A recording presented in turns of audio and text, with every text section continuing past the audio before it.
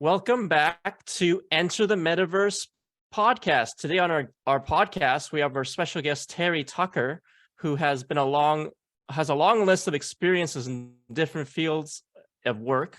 Some examples include hospital administrator, an experienced police officer as a SWAT team hostage negotiator, and Terry is also a cancer survivor. Terry's goal is to teach people how to achieve the uncommon, extraordinary life while everyone else is just seeming to getting by. So thank you, Terry, so much for being on our podcast today. Well, thanks for having me on, Shawn. I'm looking forward to talking with you. Yeah, I'm excited because you have a lot of different areas of fields of experience, and just tell us a little bit of backstory about yourself. Sure. I grew up on the south side of Chicago here in the United States. I am the oldest of three boys.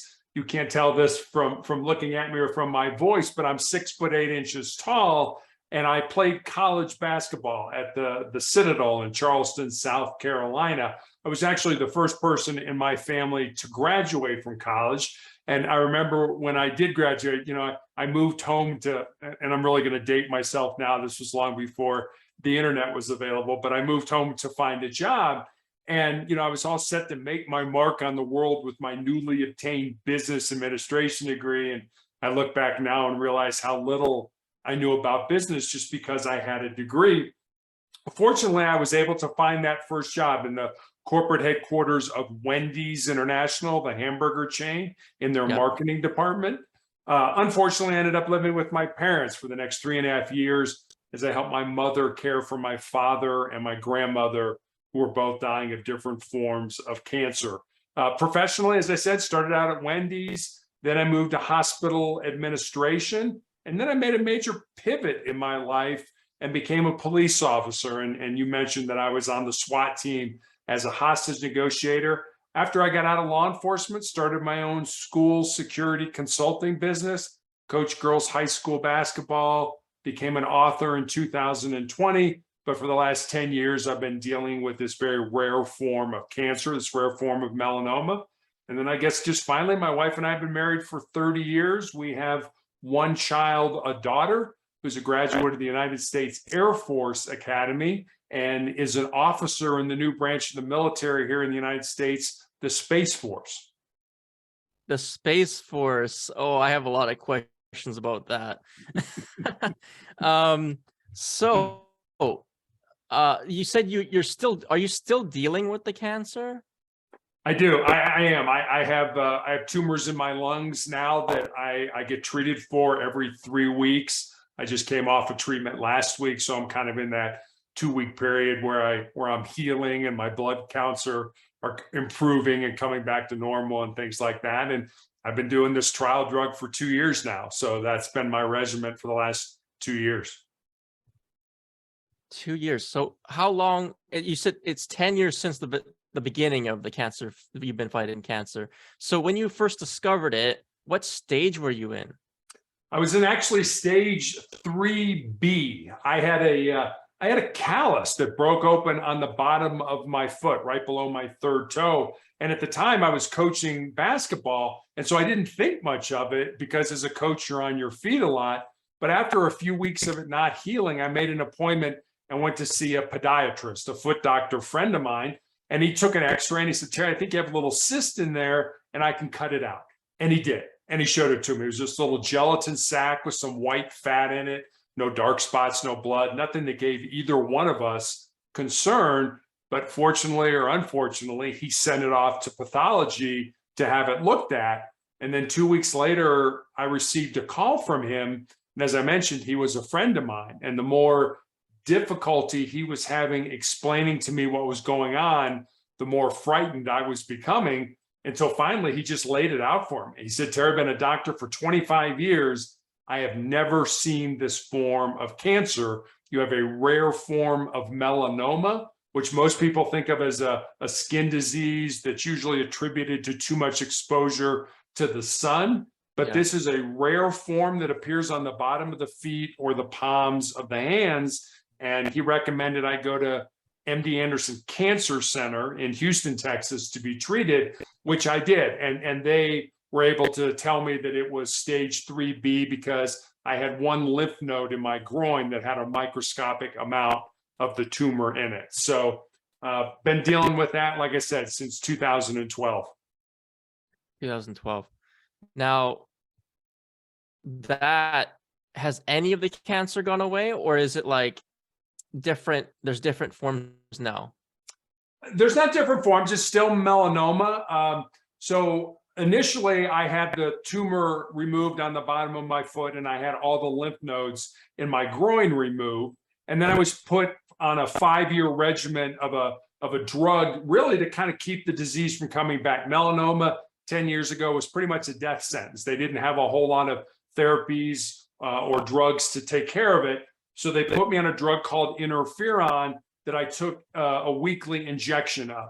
The side effects of the interferon were that it gave me severe flu-like symptoms for 2 to 3 days every week after each injection. So imagine having the flu every week for 5 years. And that was not a cure. That was, as my oncologist used to say, we're trying to kick the can down the road. After 5 years of that therapy, it became so toxic to my body that I ended up in the intensive care unit with a fever of 108 degrees, which is usually not compatible with being alive. Fortunately, they were able to save my life. So I had to stop the interferon, and almost immediately the cancer came back in the exact same spot on my foot where it had presented 5 years earlier. That necessitated in 2018 the amputation of my left foot. Cancer worked its way up my leg and my shin in 2019, 2 more surgeries. And then in 2020, an undiagnosed tumor kind of in my ankle area grew large enough that it fractured my tibia, my shin bone. And my only recourse right in the middle of the COVID pandemic was to have my left leg amputated above the knee. And that's when I found out I also had the tumors in my lungs, which I'm being treated for.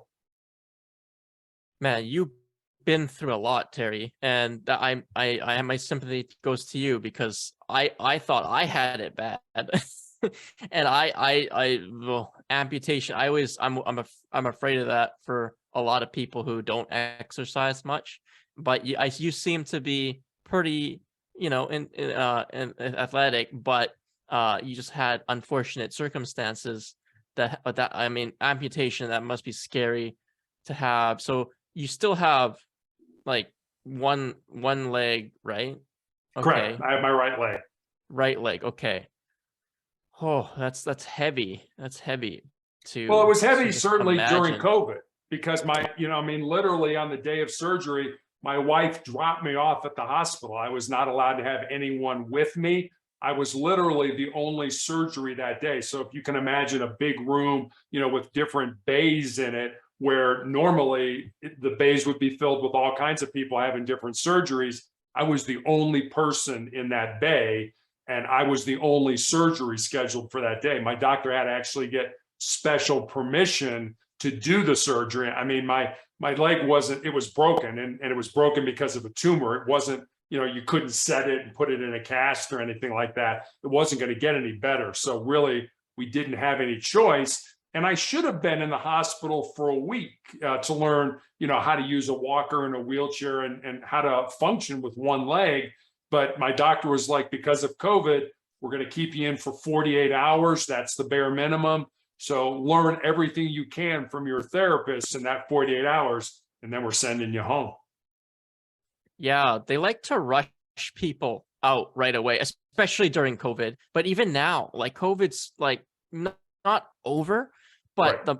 the climax of it is basically over because of the vaccinations and stuff like that. Right. And people who don't believe in vaccinations, I respect both sides of the spectrum, Sure. in my opinion, but I just don't understand why. I know there are you have to see specialists and all this stuff for certain things, but they, instead of telling us you're fine, go home all the time, don't tell me that.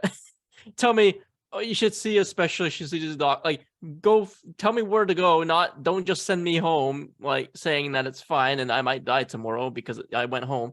But like, depending on what it is. So like, I've been sent home so many times from the hospital. It's kind of ridiculous.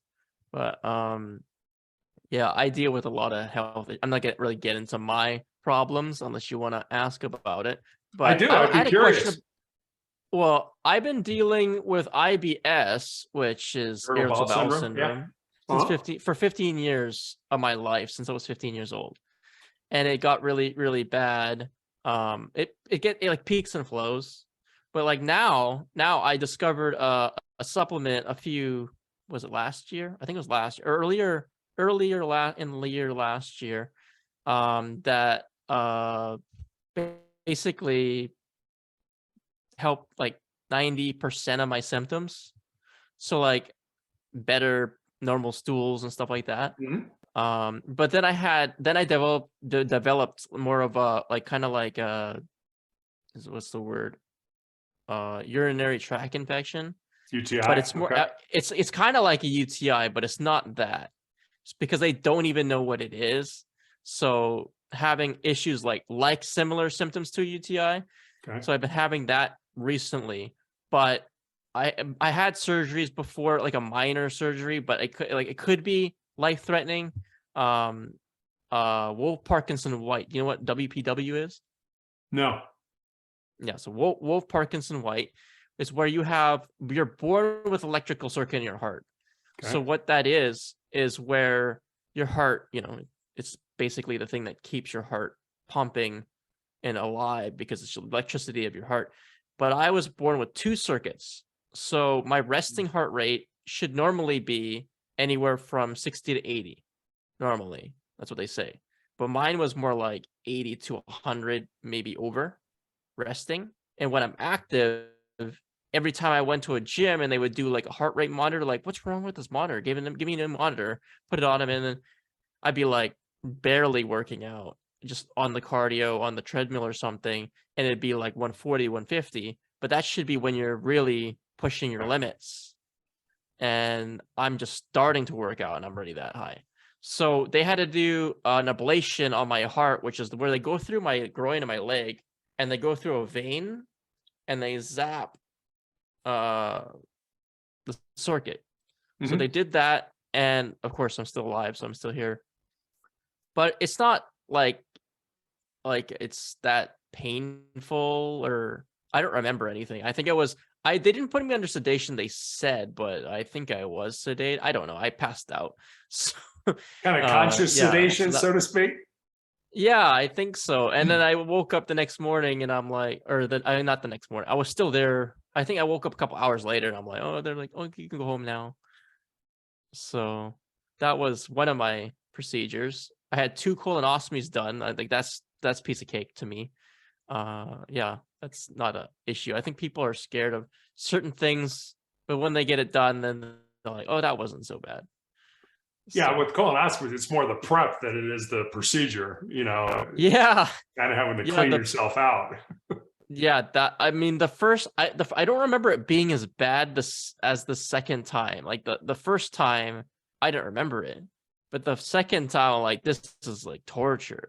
Yeah. just the prep. But yeah, that was different.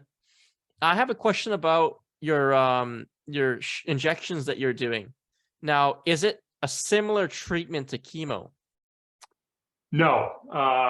So I was on chemo after I had my leg amputated. The chemo was kind of a bridge to getting on this trial. It's a trial drug, which means it's not approved here in the United States to be given for any kind of cancer. And what it does is, the way cancer proliferates in the body is it secretes a protein, an enzyme that hides it from your immune system. And what this drug does, excuse me, is basically unmasks the cancer from my immune system. It takes that protein away. Whereas chemotherapy actually goes in and kills the tumor, kills the cell. The problem with chemo is that it's sort of the shotgun approach, where it kills all fast-growing cells, which are your hair, your intestines, your stomach, and things like that. And that's why you get, you're thrown up. That's why you lose your hair and things like that. This doesn't do any of that. It basically just unmasks the cancer from my immune system and allows my immune system to say, oh, wait a minute, that's just like a virus or an infection, and we need to go deal with it. It has shrunk the tumors in my lungs, but they are still there. So my doctor describes it as I'm in a stable situation. The tumors are not getting any bigger and they're not going anywhere, but they're also not going away. So I'm kind of in that stable area. For me, the drug is very, it makes me throw up. I shake. It's called a rigor or rigors. I have a fever, I have a headache and things like that. So I do that every day for a week, and then I get 2 weeks off, and then I do it again and I do it again. And I started with 2 other people on this trial. Unfortunately, they both passed away from their disease last year. So I'm kind of the last man standing right now. That's a lot to take in here, because first, it's an experimental drug, so you don't really know what the side effects are going to be, and you're the only one of 3 that survived. That's, I mean, it's not funny, but it's kind of you're really lucky to be surviving. I'm just trying to figure out. I'm trying to figure out, is it better? Is it better than the other options available? Is there any other options available? Not really. As I said, melanoma, is kind of one of those diseases that, 10 years ago, there really wasn't a lot of options. There are a few more options now that are more immune therapy. There are some things that they're discussing right now. For example, one of the big concerns with the COVID vaccine was this mRNA technology. It's like, it's never been used before. It's never been used before in a vaccine. According to my oncologist, he's been using it for 10 years to do for example, take my cancer, take a piece of my tumor, sequence it genetically, develop a vaccine specifically for me that probably wouldn't work on you, but is for me, and then use that mRNA technology to inject that vaccine into my body. So he said all these people that are, saying this is new technology and we don't know what it's going to do to you. He's like, we've been using it for 10 years and nobody's grown a third eye or become sterile or any of the other kind of things that people worry about. So part of it is making sure you have the information, the accurate information to make decisions. And I'm just like you. It's like, if you don't want to take it, I get it. That's fine with me. But, for the people that do want to take it, don't get upset with them. I mean, I think we all have to make our own medical decisions. It's just like when they wanted to put me on chemotherapy after I had my leg amputated. I said to my doctor, is it going to save my life? And he was like, probably not, but it might buy you some more time. And I was 8 years into this cancer journey. And I kind of looked at him like, well, I don't think I want to do that. If the outcome is going to be the same, if I'm going to die, why do I want to go through, losing my hair and being sick and tired and throwing up and all that kind of stuff for the rest of whatever life I have? I would just rather not do that and stay as healthy as I could if the outcome was going to be the same. So we have to make our own decisions based on our situations in life. Yeah, I believe this is kind of my philosophy. Is like, everybody's on their own life path, and we have our own journey, and we have our own things we have to discover ourselves. And sometimes people get pushed in different directions, and you have to make a choice. And it doesn't mean that's the only crossroad you're going to be at. There's always there's a billion crossroads in life. Every decision leads to another decision, and it just comes to, like, you have to ponder when it comes to that crossroad. You have to really think, meditate on what your decision is going to be. You have to educate yourself on which path do I want to take. In the end, you'll probably end up in the same place, but it might not be as pleasant if you didn't actually think about what you're going to do. So that's my philosophy. And I think you're right. I wanted to ask. Go ahead. No, I was going to say, I think you're absolutely right. And I think the most important thing that you said there was you need to educate yourself. People need to get the information and all the information that they possibly can. And then, as you say, we need to make a decision based on where we are in life and what we want to do. But I see a lot of people, and I'm much older than you. I've seen a lot of people that sort of just turn their life over to a doctor. And it's like, you manage me, you handle the situation. And I've never been like that. I've always wanted to read and educate myself. Like, what about this? I'm always asking my doctor about things I read about. Is this an option? Is that an option? And things like that. So I like to be involved. I want my life to be shaped by the decisions that I made, not the decisions that I didn't make or the ones that others made for me. I like that about people is when they take their options and they don't hand it over to somebody else, because in my family, my father, he puts all his trust in his doctors to make the decisions for him. And he also has a stomach condition. It's more severe than mine. It's ulcerative colitis. Oh, yeah. And he had an ileostomy done. Mm-hmm. So if he changed his, I mean, it's hard to say, but in my opinion, if he changed his like eating habits or his environment and stuff like that, maybe he could have prevented doing the surgery. Okay. And I really think he could have done that. But he puts all his trust in his doctors, which I don't do that. I learned from his mistakes. Sure. Because I get second opinions if I don't like the way a doctor vibes with me, because I'm like, I don't trust what they're saying, that this is the only option, there's no cure or whatever. And I think there is things that some doctors don't know that other doctors do. Right. And that's for sure true, because I had a doctor that gave me options for something. I'm not gonna tell you exactly what it was because I don't remember. And another doctor had like the perfect answer for it. It was like a cream or something for my body. And I'm like, this other doctor had no idea. So, and they're the same type of specialist. Right. Yeah. Yeah. Now, I was gonna ask you, you wrote a book recently. I don't have the book, but what's the name of it again? The book is called Sustainable Excellence: The 10 Principles to Leading Your Uncommon and Extraordinary Life.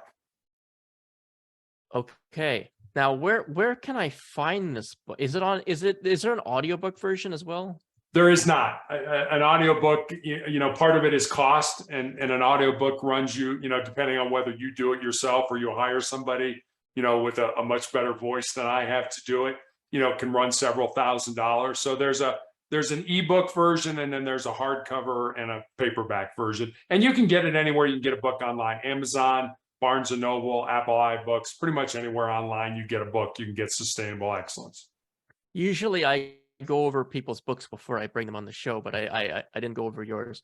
But if you want to just give me a little summary about what it's about, like. Sure, I'll kind of give you the backstory about how I came to write it. It was really born out of two conversations that I had. One was with a former player that I had coached that had moved to Colorado with her fiance, and my wife and I had dinner with them one night. And I remember saying to her after dinner that I was excited that she was living close to me and that I could watch her find and live her purpose. And she got real quiet for a while. And then she looked at me and she said, well, Coach, what do you think my purpose is? I said, I have no idea what your purpose is, but that's what your life should be about: finding the reason you were put on the face of this earth and then living that reason. So that was one conversation. And then I had a young man on social media who reached out to me and said, what do you think are the most important things I should know to be successful, not just in my job or in business, but to be successful in life? And I didn't want to give him the, get up early, work hard, help others. Not that those aren't important. Those are incredibly important. But I wanted to see if maybe I could go a little bit deeper with them. So I spent some time. I used to walk around with a pad of paper and a pencil, and I was always taking notes. And so I kind of had these 10 ideas, these 10 thoughts, these 10 principles. And once I had the principles, I sent them to him. And then I kind of stepped back and I was like, well, I got a life story that fits underneath this principle, or I know somebody whose life emulates this principle. So literally during the 3-month period while I was healing after having my leg amputated, I sat down at the computer every day and I built stories, and they're real stories about real people underneath each of the principles. And that's how the book came to be. Could you give us an example of, or one of the principles, or even a few, if you want to say a couple of them? Sure. each principle is a chapter. So it's always fun for me as an author when somebody reaches out and said, I read the book and, this principle resonated with me. And it's kind of funny because there's always one of the principles that is sort of the one that really hits the reader. And the principles are not in any order. Number 1 is not any more important than number 7. But the one I like, and like I said, I put all 10 of them together, but the one that I like, or the one that resonates with me, and I'll be honest with you, it resonates with me because I've done it, and I'm not proud that I've done it, but it's this. It's most people think with their fears and their insecurities instead of using their minds. And I know I've done that. I know I've done that several times in my life where it's like, I want to do this, but it's like, oh, wait a minute, am I smart enough? Do I have enough knowledge? Do I have enough experience? What are people going to say if I fail? That's thinking with our fears and our insecurities, not thinking with, yes, this will be a good thing for me. I could learn something out of this. I could get outside my comfort zone and do things that are uncomfortable that'll make me a better individual. But so many people, I think, are held back because they think with their fears and their insecurities. So that's one. And then I have a chapter on listening, and it's, people are like, well, listening, of course, everybody listens. Like, well, not really. And this is more what I learned as part of being part of the SWAT negotiating team about listening to understand versus listening to respond. I mean, I think we're all guilty from time to time of, hurry up, Shawn, say what you're going to say because I want to get my 2 cents in there. That's listening to respond, as opposed to, okay, Shawn, I understand what you're saying. I may agree with you. I may not agree with you, but help me understand where you're coming from. That's listening to understand. And that's what we did as negotiators. That's what we used to try to get people out of bad situations and things like that. So that's another chapter. There's a chapter in there about love. There's a chapter in there about failing, the importance of failing, especially when you're young. And so, those are 3 or 4 of the chapters that are in there that, seem to be the ones that resonate with people. Yeah. The SWAT training, with listening to respond versus listening to, what's the other one again? Reply. Yes. Listening to understand versus listening to reply. Listening to understand. Yeah, that's what a lot of people get confused. And even myself, because I would always try to find an answer to people's problems instead of just listening to dive deeper into like what's causing their issue. Really, not like they're not really looking for the answer to their question. They're looking for an answer to the root cause of their question, if that makes sense. They are. And sometimes people aren't just looking for an answer. They're looking for you just to listen, and I think a lot of times, at least in my life, if I can sort of talk it out, I can come to my own conclusion. I can come to my own answer, but I need somebody to sort of bounce that off of. Here, I'm not looking for you to give me a response. I'm not looking for you to, give me the answer. I'll figure out the answer, but I need to kind of talk this out. Yes. Now, have you had situations where it's like gotten really bad, and then like I you don't have to give me exactly the example, but like did you like end up having like some type of miracle situation where you turn that whole situation around? I don't know if I would describe it that way. There was a movie back in the 1990s where Samuel L. Jackson played the negotiator. That was the name of the movie. And he was almost a Superman, like he did everything. And people always ask me if they've seen that movie, is that the way hostage negotiating is on a SWAT team? And my answer is no, it's absolutely not. The way it works is, there's a primary person that is actually negotiating with the person, but there's also another negotiator sitting right next to them, just listening to the dialogue back and forth. And then there's also another group of negotiators that's out doing what I call working the crowd, trying to get information. Why are we here? How did this start? What do we need to avoid saying? So as the primary, you may get a note that says, don't talk about his mother, because this all started because he had an argument with his mother. And so it's getting intelligence, it's getting information in that regard. I can give you two examples. One is kind of funny and not anywhere near what normally occurs. And then the other one is probably more normal about how things occur. So the funny one is this individual was drunk. He had barricaded himself in his house with his wife and a gun, and he was threatening to shoot his wife. And I got on scene pretty early, and I was talking to the uniform officers. I'm like, what's the deal? And they told me, and I said, do you have him on the phone? And like, yeah, we do. So I took over the negotiation and started talking to him. And usually you have to build up trust. I mean, a negotiator working with somebody who's a barricaded subject or somebody who's taken a hostage, that's a relationship. It's a relationship like a parent or a child, like a husband or a wife, like a boss or a subordinate. You have to develop that trust. So you don't ask people to come out and put the gun down very early in it. Sometimes it's hours down the road before you do that. But I just had a feeling about this guy. And so I said to him, what would it take for you to come out? And there was this long pause. And he said, give me a beer. I said, wait a minute. If I gave you a beer, do I have your word you would put the gun down, let your wife go, and you would come out? He said, do I have your word I could drink it?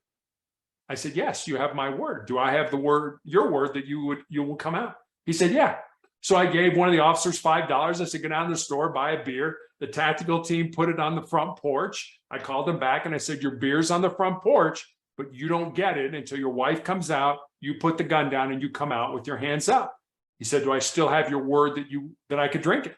I said, you have my word. All of a sudden, the front door flies open. Here comes his wife. Here he comes with his hands up. We handcuff him, let him drink the beer, and off to jail he went. So that was not a typical negotiation, but it was kind of a funny one that ended peacefully.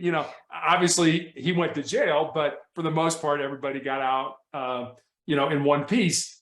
This next story I'm going to tell you is kind of an interesting story and not necessarily typical of one.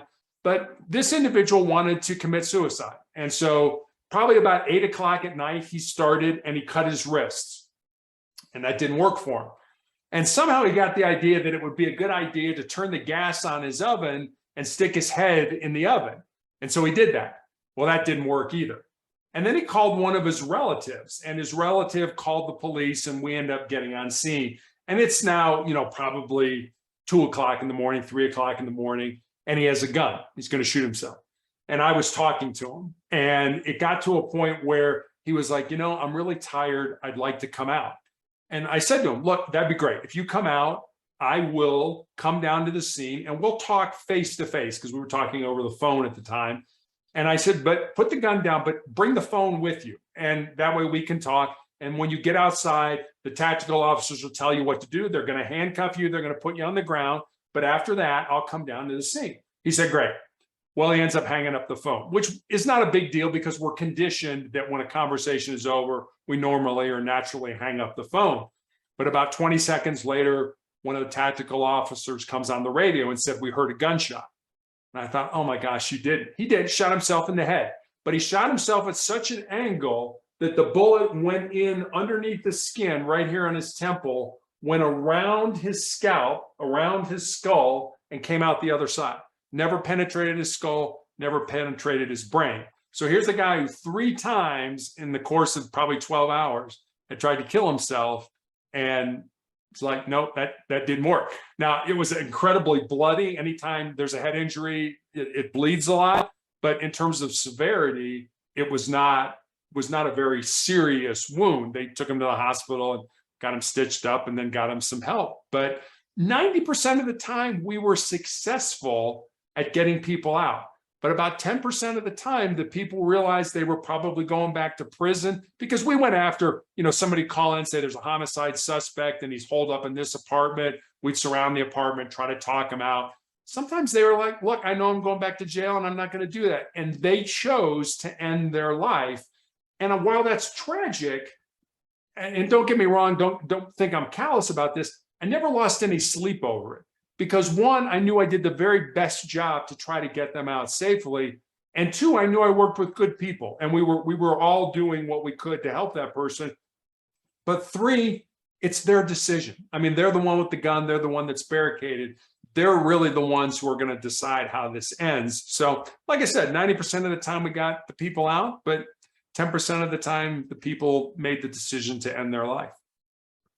It's good that you have the mental strength to get over something so dramatic and tragic and not let that attach to you, because a lot of people could have PTSD, they could have some type of anxiety or stuff where they're like, oh, I wish I could have saved this person, but you really come to the conclusion like that's their decision.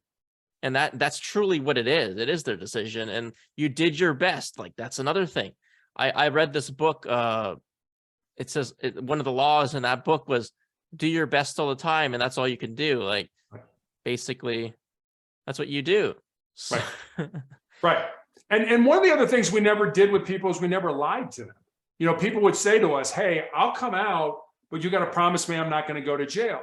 And we would have to say, well, when you do come out, you are going to go to jail. I mean, you know, you've got the SWAT team surrounding your house. I mean, obviously you're having the worst day of your life, but you know, there are several laws you're breaking by what you're doing. So you're going to have to go to jail. But we would try to deflect the conversation to something that was more positive. And the reason we never lied is because there was a good chance that a year from now, or 2 years from now, or 5 years from now, and this happened, where we would be back negotiating with that person again. And if they feel they lied to you, I mean, just like any relationship you have, if you have a relationship, you know, with your wife and your wife cheats on you, well, I mean, in a way that's a lie. And so now do you forgive her? You know, a lot of people forgive, but they don't forget. And so we knew that there was a good chance we could be negotiating with this person down the road. And so we didn't want to lie to them because we wanted to say, them to be always say, yes, you were straight with me. You know, you didn't tell me any lies. And so now, okay, now that trust, that developing trust that we need for them is already partially there because they've already said, yeah, you didn't lie to me before. I have no reason to believe you're going to lie to me now. And so it made the negotiating go a little bit smoother. The training that you go through as a negotiator, now, do you have to do any type of combat or like self-defense training? Because sometimes do you get put in situations where you're like with the person you're negotiating? No, we were never with that person. And if we were actually on the scene, now there were times where, you know, the person we were negotiating with was behind a door. And the tactical team had what was called ballistic blankets. They could put up on the wall that would stop a bullet if the person shot through the door or shot through the wall. So we were never alone. So the tactical team, if we were on scene, the tactical team was surrounding us and protecting us. And then if we were, you know, on the phone, maybe a couple blocks away talking to them, we had a throw, what we called a throw phone, which probably had 2 miles of cable on it that they could, you know, basically throw into the house or throw into the apartment, and we could talk to the person. And it was just us and them. You couldn't call out on it. You couldn't do anything like that. And again, this was a number of years ago when I was negotiating. A lot of people had landlines in their home. And part of what we would do before we started negotiating was to take that landline down. We would call the phone company. You know, we had a relationship with them. We had some technical people that would do that. They would take that line down where nobody could call them and they couldn't call out because we didn't want them calling people. You know, sometimes they would call people like their mother and say, you know, hey, mom, you know, you did this to me, bang, and then end their life. And so we didn't want that to happen. So we wanted them just to be dealing with us. So the training was really the same kind of training it was to get on to the tactical team. We had to run, we had to do so many push-ups, we had to do all this kind of stuff. We had to meet with the psychologist, the police psychologist. We had to take tests. You know, our bosses, our former bosses were talked to. Does this person have the temperament to do this job? And then the team decided. It's like, yeah, I don't like that guy. I don't want him on the team. Okay, if one person said that, you were not on the team. You would not get on. And so I went through that whole process and was eventually chosen to be part of that. And we worked with a psychologist who, you know, we would do different scenarios. That was our training. We would do scenarios and then we would debrief. And the psychologist would be like, Like you said, did you think about this? Did this person maybe have PTSD? Did this person have schizophrenia and they were off their medication? Was it, there was a lot of sort of on the job training, on the job learning. And we trained every single month for an entire day where we would go through different scenarios and things like that. And then over time, they didn't just throw you in the seat and say, now you're negotiating. You kind of worked your way up to be the person that was actually talking to the person on the other end. When it comes to negotiations, you say there's only one negotiator at a time. So do they like, there's got to be more than one of you available. So like, I guess it's a scenario based. It's like this person would probably be fitting because you're more experienced in that area. Was that how it works? Sometimes, yeah. There would be maybe 5 of us that would be called, to a scene, and there would be one primary, and then there'd be a secondary. Like I said, that person would be listening in to what was going on. And then the rest of the team was sort of, working the crowd. How did we get here? And then over time, you may need more information. So you may have to go, you may have to drive somewhere else in the city and talk to the person's mother or to try to get more information and then radio that back and things like that. So it was definitely a group effort. And it was also kind of exhausting because we kind of had to get down in the mud and down in the weeds with these people, because think of this as sort of a teeter-totter or a seesaw at the park, which we all played on when we were kids. When we started negotiating with the person, their not rational, their emotional end was way up in the air. They were, a lot of times agitated. They were just screaming and stuff like that. And their rational side was kind of down on the ground. So over the course of the negotiations, we would ask open-ended questions. Why are we here? Why was not a question we asked a lot, because why can sort of sound accusatory. Well, why are you here? Why are we in this situation? We use more like how or what questions. And using how or what questions was also helping the person to help us get them out. So we're helping them to develop the solution of them coming out with us. And then over time, you would get that teeter-totter to where it was sort of equilibrium.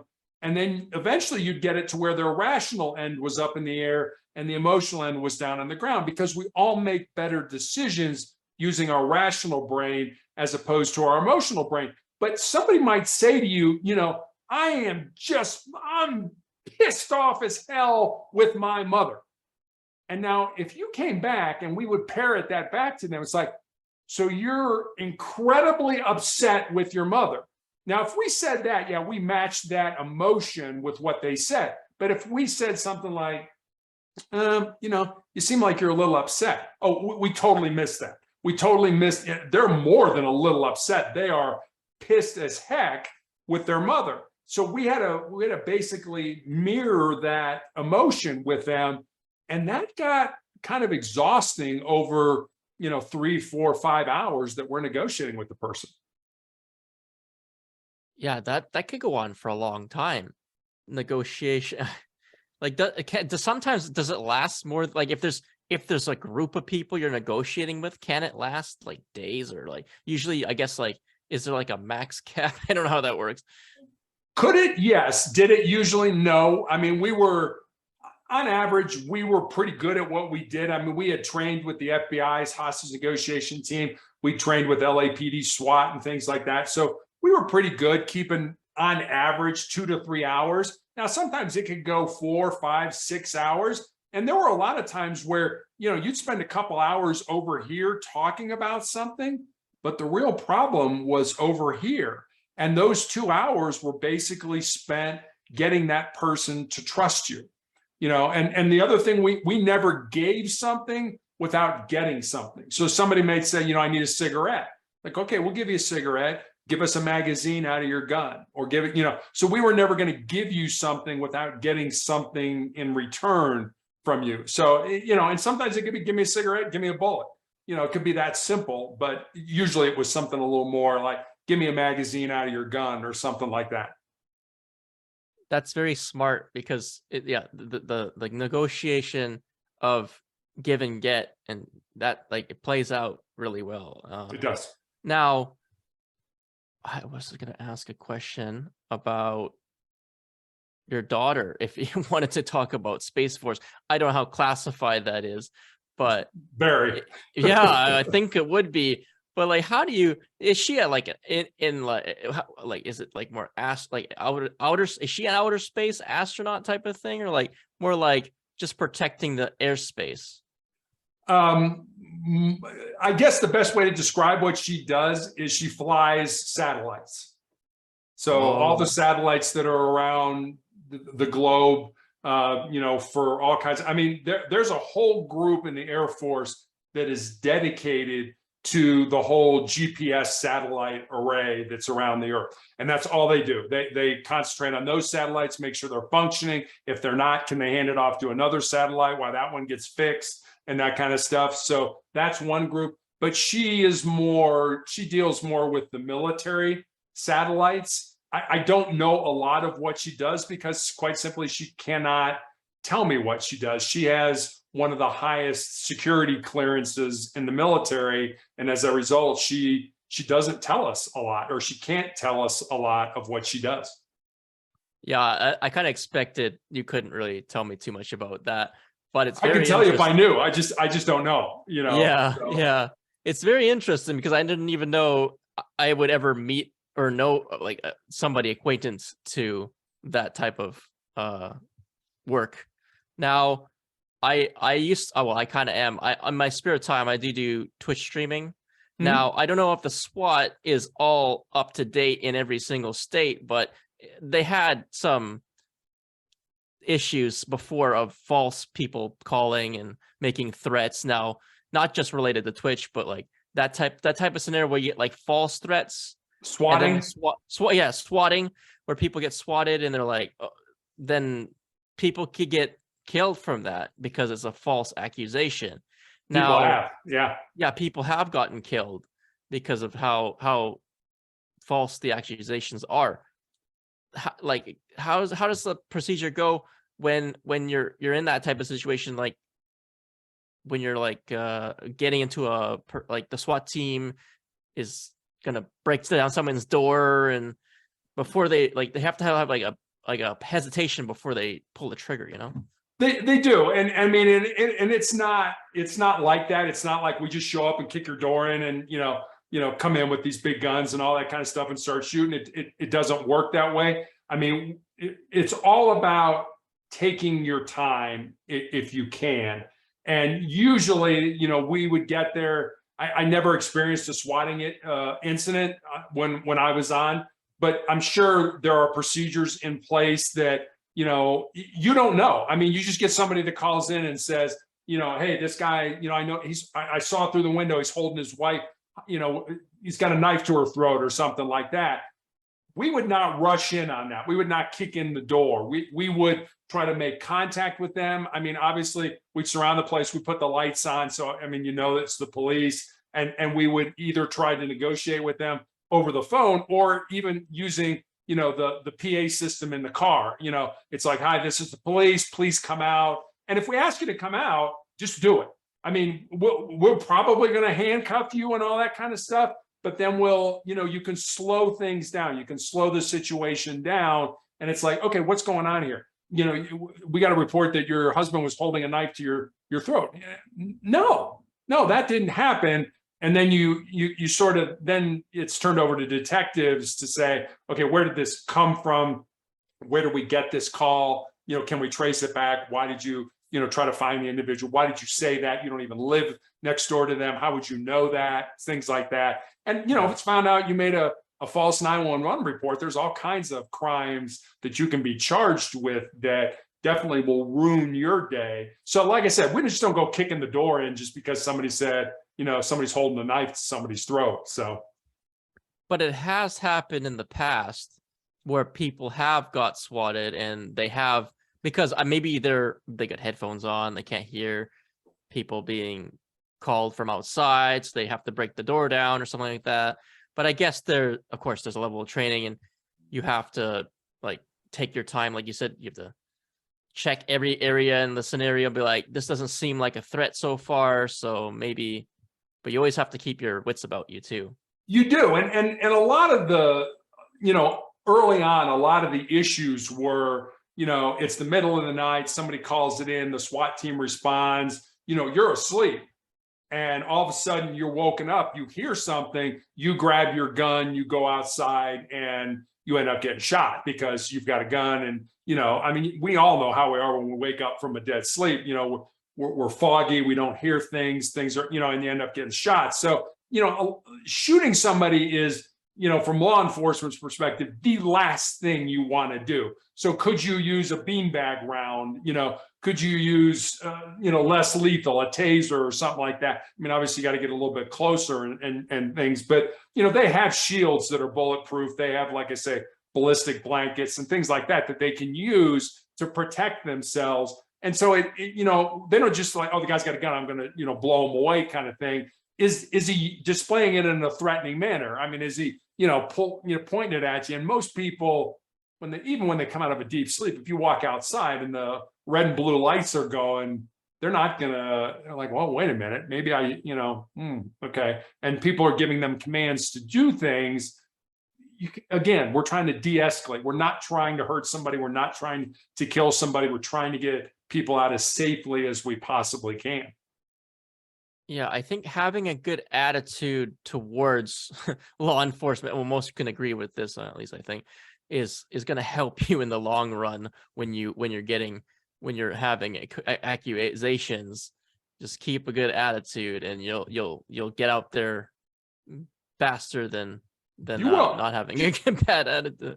Just do what we ask you to do, and if we're wrong, we'll apologize, or we should apologize. I'll give you a scenario. We were looking for a particular car one night, and these two officers stopped a car that was similar to what we were looking for. And it was for a robbery. So it was a pretty serious crime with a gun. But the people in the car were not the people we were looking for, but they wanted to know. And you would want to know. I would want to know, why'd you stop me? What did I do? Do I have a taillight out? Is my registration expired? Why are you stopping me?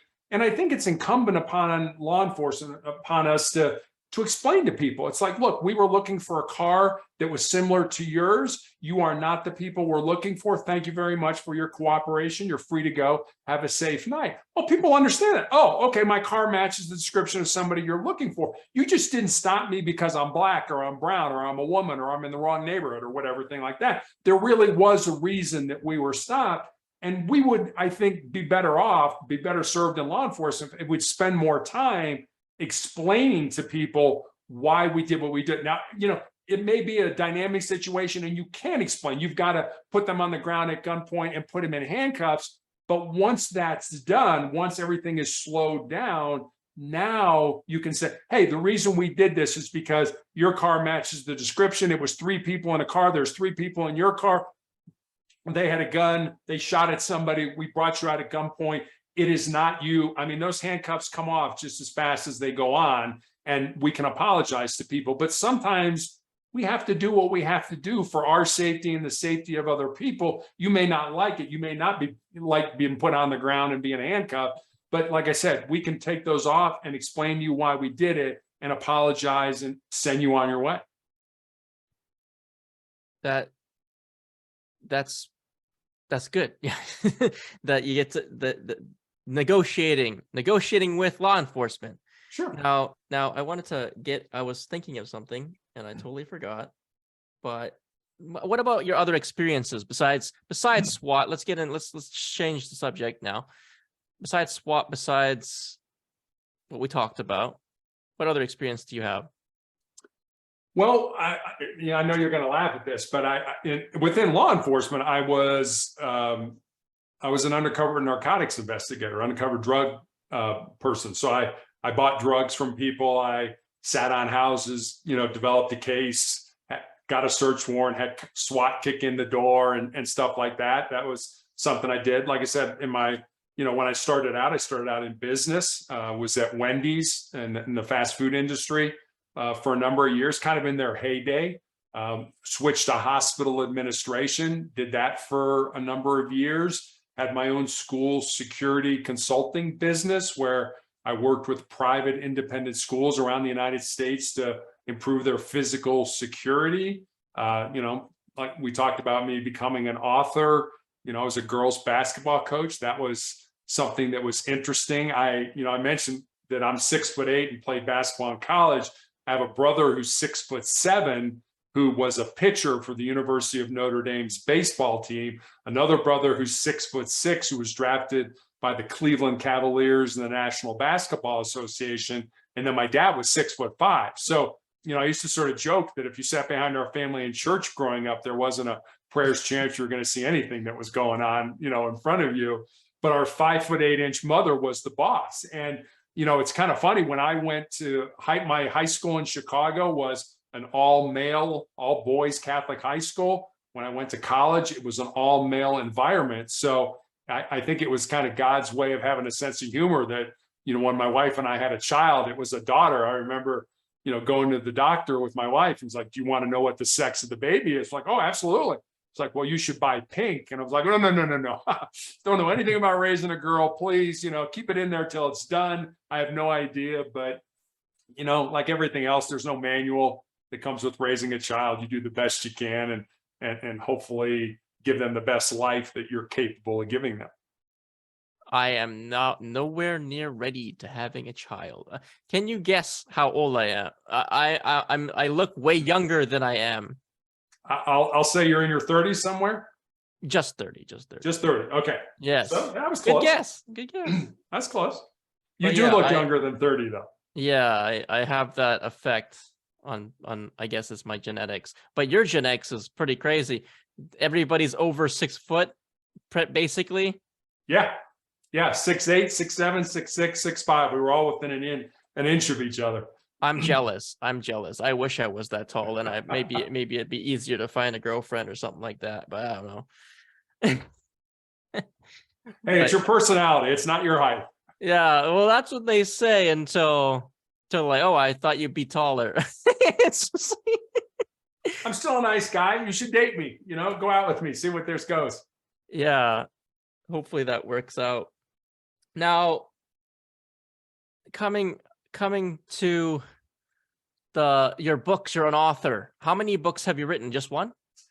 It's the only book I've published. I wrote a book. I wrote a series of letters when I was a police officer to our daughter, just on the off chance that something would happen to me and I wouldn't be around, to watch her grow up. That we're just kind of, here's what my life was about. Here are the things that I believe in. Here are things that I want to pass on to you that, in that job, I buried too many cops, that I had worked with and that. And so, I did that, but it's about 400 pages of letters to her. I'm going to give that to her and let her decide what she wants to do with that. I wrote about my cancer experience, the first about 5 to 8 years of it, but I never published that. So yeah, the book I have now is pretty much the first one that I've actually published. And that's the book behind you there that I'm seeing. Correct. Sustainable Excellence. Okay. I will get that book eventually. Probably this month. Yes. Now I'm just gonna go over my notes here because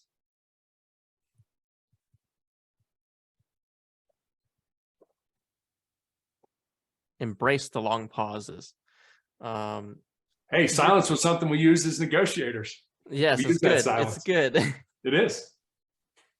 Yeah, I think I covered basically all the questions I was gonna ask. But is there anything else you want to talk about that I haven't talked about? No, I think I think we did a good job of covering a lot of ground in, a good amount of time. All right. Thank you so much, Terry Tucker, for being on this episode of Enter the Metaverse. If you want to stick around for a few minutes after this, where can people find you? Remind everybody where they can find your book or find you or any social media you have. Sure. So I have a blog. Every day I put up a thought for the day, and with that thought usually comes a question about maybe how you could apply the thought into your life. On Mondays, I put up the Monday morning motivational message, and all of that is at motivationalcheck.com. I also have recommendations for videos to watch, other books to read. You can leave me a message there. It also has all my links, all my social media links. So motivationalcheck.com will get you to me. All right. I will put that in the show notes as well. This will be available on Apple Podcasts, Spotify with video, Google Podcasts, mostly any podcast place you'll find it. Anchor is where my main podcast source. You can find us at the-meta-verse.com and also the_meta_verse on Instagram and Twitter. And yeah, I would ask you more questions, but I'm kind of overwhelmed with how much we talked about already. But thanks. I would like to have you on again eventually, possibly if you're welcome, if you read another book, even before that. So I would love to. It was a great time talking with you, Shawn. I really appreciate it. Yeah, and also maybe next time you can have my co-host on, and he probably have a whole bunch of questions for you too. Sure. But yeah, I'm gonna end the recording, and thanks for listening.